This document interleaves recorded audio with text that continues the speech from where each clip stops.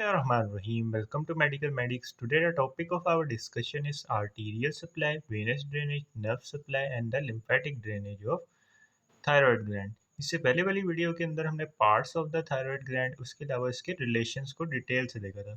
इसमें हमने उस 3D डायग्राम को भी डिस्कस किया था। आज की वीडियो में हम सबसे पहले शुरू करते हैं आर्टीरियल सप्लाई से। तो आर्टीरियल सप्लाई में बेसिकली दो मेन आर्टरीज आती हैं। एक होती है सुपीरियर थायराइड आर्टरी और एक होती है इंफीरियर थायराइड आर्टरी। अब ये बेसिकली हम सजाइटली या लेटरल रिस्पेक्ट से थायराइड ग्लैंड को देख रहे हैं, जिसमें ये हमारे पास एक लेटरल लोब प्रेजेंट है और ये हमारे पास आगे इस्थमस वाला रीजन आ जाता है। अब ये सुपीरियर एस्पेक्ट है या जिसको हम एपेक्स बोलते हैं और ये हमारे पास बेस है।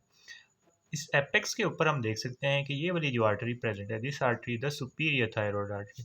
अब ये जो सुपीरियर थायराइड आर्टरी होती है ये हमारे पास ब्रांच होती है एक्सटर्नल कैरोटिड आर्टरी की।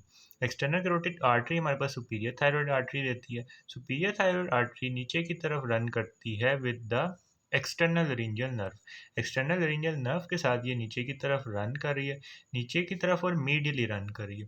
फिर ये at the apex of the thyroid gland divide हो जाती है into anterior branch and the posterior branch. Anterior branch आगे की तरफ जाती है और मीडियली जाती है। मीडियली जाकर ये आगे हमारे पास अनास्टोमोस कट जाती है with the other anterior branch of the superior thyroid artery. ये हमारे पास एक लोब है और इसी तरह यहाँ पे दूसरा लोब भी प्रेजेंट होगा इसके मीडियल एस्पेक्ट पर। तो जो दूसरा लोब होगा उसके ऊपर भी हमारे पास इसी तरह सुपीरियर थायराइड आर्टरी आ रही होगी। तो सुपीरियर थायराइड एंटीरियर ब्रांच और पोस्टीरियर ब्रांच के अंदर डिवाइड होगी। तो दूसरे लोब की जो एंटीरियर ब्रांच होगी वो हमारे पास अनास्टोमोस करेगी with the other anterior branch of the superior thyroid artery. सबसे पहले आया it is a branch of external carotid artery. ये रन करती है डाउनवर्ड्स और फॉरवर्ड्स, नीचे की तरफ और थोड़ा आगे की तरफ, in close relation with the external laryngeal nerve, जिसमें is external laryngeal nerve. At the upper pole artery divides into anterior and the posterior branch. Anterior और पोस्टीरियर ब्रांच इसके अंदर डिवाइड हो जाती है। अब जो एंटीरियर ब्रांच है ये हमारे पास डिसेंड करती है on the anterior border. Anterior border के ऊपर डिसेंड कर रही है, एंटीरियर साइड हो रही है, पोस्टीरियर साइड है। तो एंटीरियर बॉर्डर के ऊपर ये डिसेंड कर रही है और कंटिन्यू हो जाती है upper border of the isthmus. ये इस्थमस वाला रीजन है, इस्थमस के अपर बॉर्डर पे कंटिन्यू हो जाती है और अनास्टोमोस कर जाती है ऑपोजिट साइड की एंटीरियर ब्रांच के साथ। यानी जो दूसरे लोब के ऊपर आर्टरी रन कर रही होगी उसकी एंटीरियर ब्रांच के साथ ये अनास्टोमोस कर देती है upper border of the isthmus के ऊपर। तो जो इसके बाद हम बात कर रहे थे पोस्टीरियर ब्रांच की। पोस्टीरियर ब्रांच डिसेंड करती है पोस्टीरियर बॉर्डर के ऊपर, जिसमें द पोस्टीरियर बॉर्डर उसके ऊपर डिसेंड कर रही है और अनास्टोमोस कर जाती है ascending branch of the inferior thyroid artery के साथ। तो this artery is the inferior thyroid artery. Inferior thyroid artery basically branch होती है हमारे पास उसकी थायरोसर्वाइकल ट्रंक की, और थायरोसर्वाइकल ट्रंक हमारे पास आता है सबक्लेवियन आर्टरी से। तो इंफीरियर थायराइड आर्टरी की एक ब्रांच होती है जिसको हम बोलते हैं असेंडिंग ब्रांच। ये असेंडिंग ब्रांच जाके ऊपर की तरफ असेंड करती है और अनास्टोमोस कर देती है posterior branch of the superior thyroid artery के साथ at the posterior border of the thyroid gland. Next आता है इंफीरियर थायराइड आर्टरी, ये वाली आर्टरी। अब ये वाली आर्टरी हमारे पास थायरोसर्वाइकल ट्रंक की ब्रांच होती है। ये थायरोसर्वाइकल ट्रंक है और थायरोसर्वाइकल ट्रंक बेसिकली सबक्लेवियन आर्टरी की ब्रांच होता है। ये रन करती है अपवर्ड्स, पहले ये ऊपर की तरफ रन करती है, फिर मीडियली रन करती है और finally downward to reach the base of the gland. ऊपर की तरफ आई, फिर मीडियली आई और फिर ये बेस ऑफ द ग्लैंड के साथ रिलेट कर गई। इस terminal part is related immediately to the recurrent laryngeal nerve. इसका जो टर्मिनल पार्ट है वो हमारे पास रिकरेंट लेरिंजियल नर्व के साथ रिलेट कर रहा है। Artery divide into 4 to 5 glandular branches which pierces the fascia. यहाँ पे बेसिकली हमारे पास प्रेजेंट होता है प्रीट्रेकियल फेशिया और separated to lower end of the gland, lower part of the gland.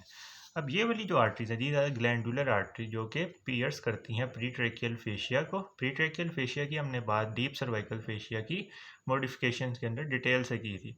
अब इस प्रीट्रेकियल फेशिया को ये पियर्स करती हुई जाके ग्लैंड के अंदर एंटर हो जाती हैं।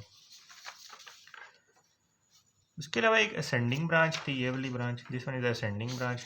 Ascending branch anastomose with the posterior branch of the superior thyroid artery. Posterior branch of the superior thyroid artery के साथ अनास्टोमोस कर रही है और ये सप्लाई करती है पैराथायराइड ग्लैंड को।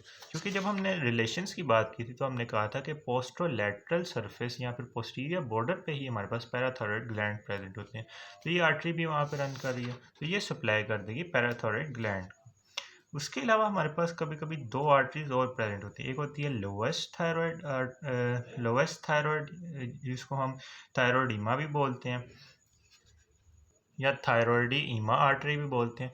ये प्रेजेंट होती है 3% इंडिविजुअल्स के अंदर और ये ब्रांच होती है ब्रेकियोसेफेलिक ट्रंक की या फिर ये डायरेक्टली ब्रांच होती है आर्च ऑफ अयोर्टा की।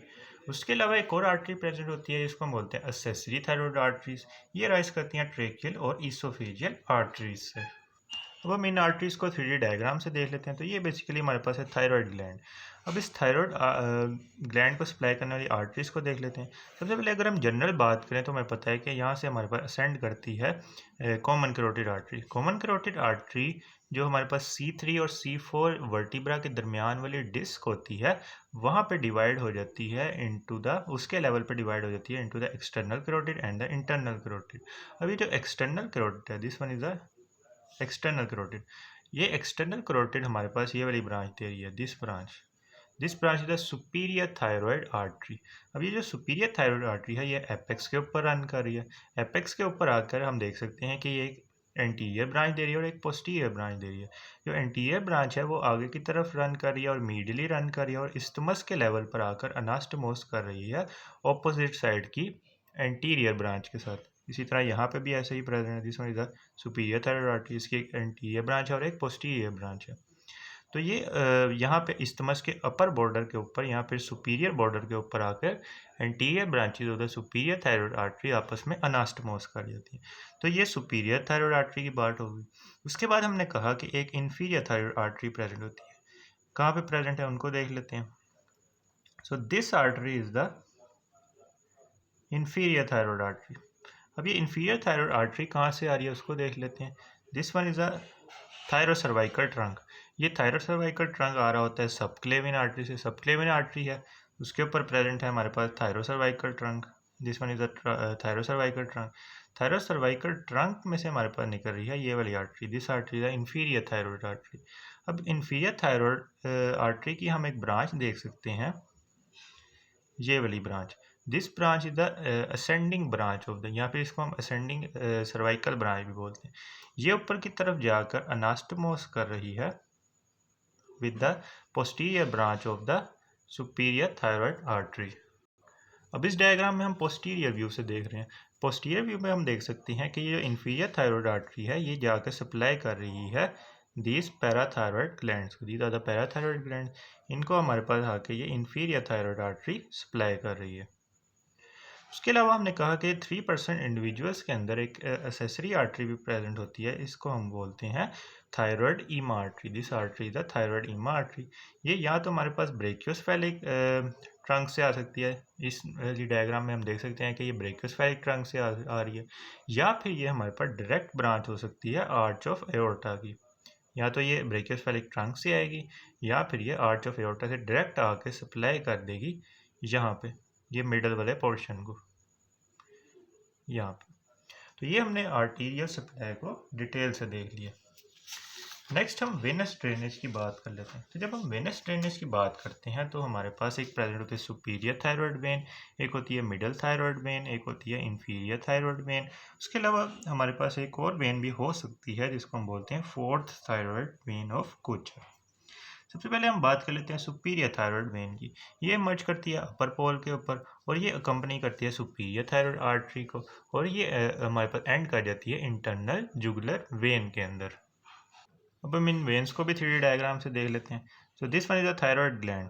थायराइड ग्लैंड के अपर पार्ट के ऊपर या अपर पोल के ऊपर हमारे पास ये वाली जो वेन नजर आ रही है, this when is the superior thyroid when. अब ये सुपीरियर थायराइड वेन जाकर ड्रेन हो रही है into the internal jugular vein. This one is the internal jugular vein. इसके अंदर जाकर ये सुपीरियर थायराइड वेन ड्रेन हो रही है। मतलब ये वाली जो वेन है, this when is a superior thyroid when जो कि जाकर ड्रेन हो रही है into the internal jugular vein. उसके अलावा हमारे पास एक होती है middle thyroid when. Middle thyroid when middle of the lobe के ऊपर मर्ज होती है और ये भी एंड होती है into the internal jugular vein. इसको देख लेते हैं। So this when is the middle thyroid when. ये मिडल थायराइड वेन भी हमारे पास ड्रेन कर रही है directly into the internal jugular vein.